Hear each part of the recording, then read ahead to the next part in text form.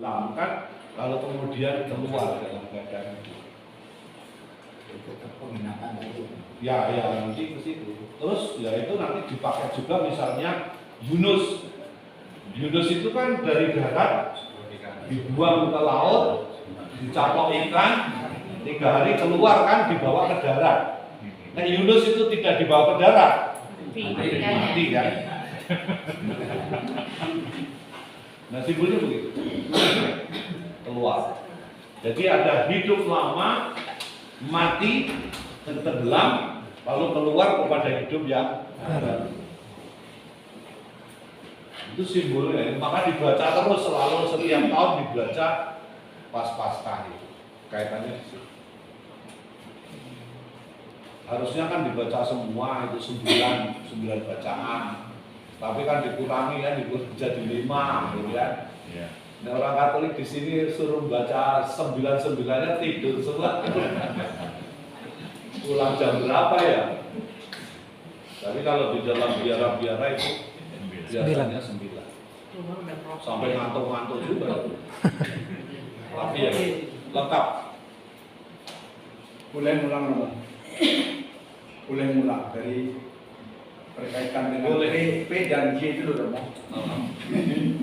Ini ada orang tua kita nanya, gimana cara membedakannya? Oh ini masuk di P, ini masuk di Y, ini masuk di Y.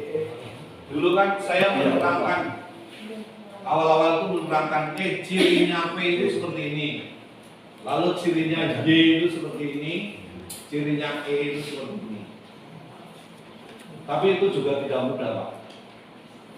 Misalnya kalau Y itu kan kemarin, selalu Tuhan itu dibayangkan seperti manusia. Itu kan tadi Tuhan semalam-malaman nggak tidur kan berarti? Manusia. Misalnya seperti itu. Itu kan seperti manusia. Tapi kalau P itu selalu hukumnya tadi disebutkan rapi, teratur, semua disebutkan. Bahkan itu mesti angka-angkanya itu disebutkan. P itu ciri. Kalau E itu selalu kaitannya misalnya dengan kata Elohim. Nah itu kan nggak terasa. Karena di dalam kitab suci kita itu nggak ada kata Elohimnya. Sedangkan Deuteronomis itu belum muncul ini. Karena Deuteronomis nanti itu akan dipakai di dalam seluruh kitab Ulangan. Kitab Ulangan. Maka nanti kita akan ketemu misalnya ada perbedaannya antara kitab Ulangan dan kitab Imamat. Kalau kitab Imamat itu persepuluhan untuk apa? Kalau kitab Ulangan itu persepuluhan untuk apa? Itu ada bedanya. Maka kalau orang ngomong persepuluhan itu sebenarnya menurut siapa itu? Imamat atau Ulangan? Karena ada perbedaan. Meskipun ada kesamaan, soalnya ada perbedaan. Suruh minum darah sendiri. Tidak apa-apa.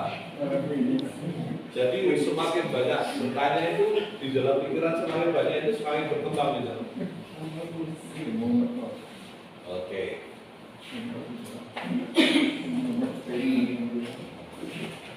Jadi mungkin minggu ini ya Bapak Ibu ya silakan itu dicoret-coret ya.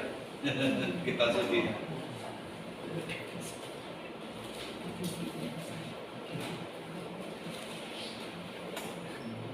Nah, saya kasih keterangan sedikit berkaitan dengan itu Bapak Ibu.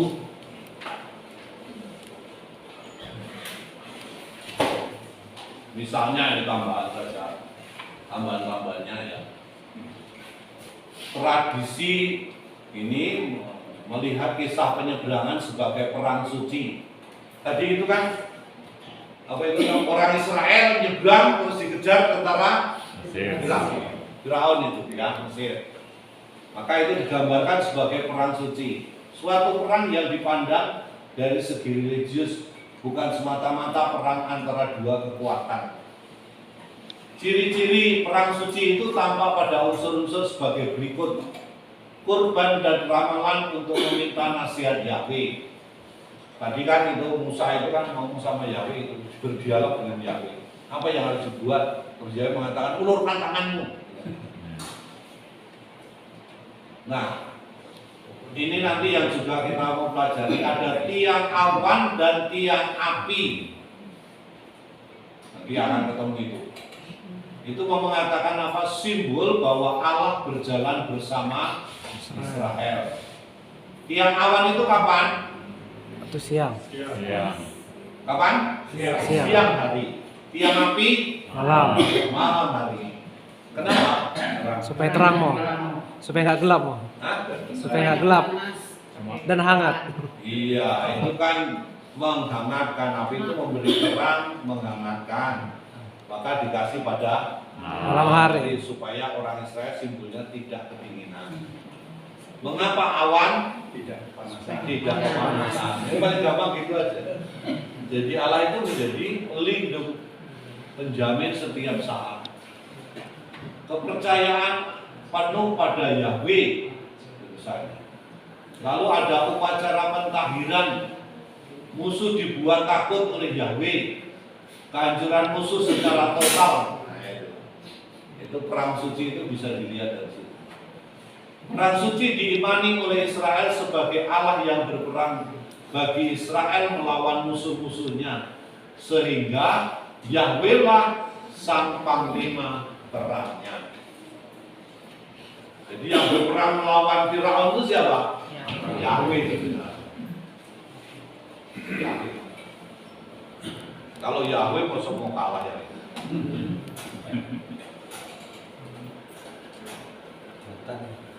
Tapi mau Firaun itu kan sama orang Mesir itu ciptaan Yahweh juga. Kenapa disebut musuh? Ya kalau dia tidak dapat melawan bangsa Israel, saya kira akan diperlakukan seperti itu.